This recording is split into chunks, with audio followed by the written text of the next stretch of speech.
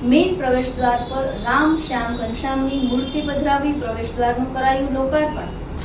તારીખ 6ના રોજ જ્યારે ભગવાન શ્રી રામચંદ્રજીનો પ્રાગટ્ય દિવસ હોય ત્યારે સોનામાં સુગંધ ભળે તેમ ગામના મુકુટ સમાન મુખ્ય પ્રવેશદ્વારને રિનોવેટેડ કરી સુંદર કલાત્મક પ્રવેશદ્વારનું લોકાર્પણ કરવામાં આવ્યું હતું।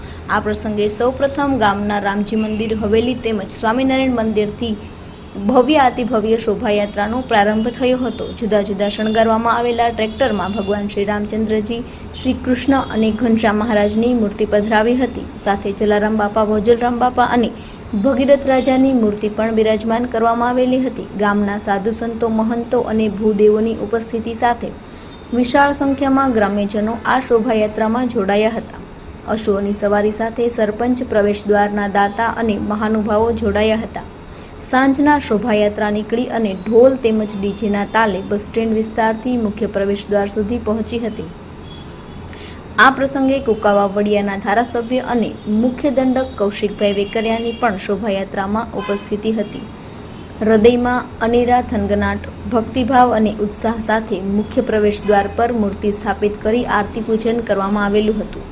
પ્રવેશદ્વારના દાતા એવા જાદવભાઈ શામજીભાઈ સોરઠિયા અને રાજેશભાઈ જાદવભાઈ સોરઠિયા, સરપંચ ફોજી સંજયભાઈ લાખાણી તેમજ ગામના અગ્રણી મહાનુભાવોનું પુષ્પહાર સાથે શાલ ઓઢાડી સન્માનિત કરવામાં આવેલા હતા।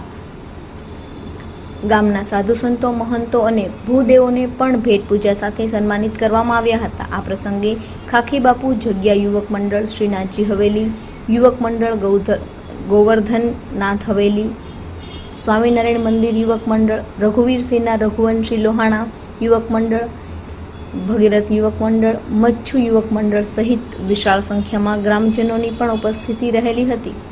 કાર્યક્રમના સમાપનમાં સરપંચ સંજયભાઈ લાખાણી દ્વારા આવેલ તમામ સાધુ સંતો, મહંતોનું આભાર માની તેમજ રામ ભગવાનની અમી દ્રષ્ટિ કૃપાથી ગામ સુખ, શાંતિ અને સમૃદ્ધિથી સદાય ભરપૂર રહે તેની પ્રાર્થના સાથે મનોકામના વ્યક્ત કરેલી હતી। ભારત માતાજી જય।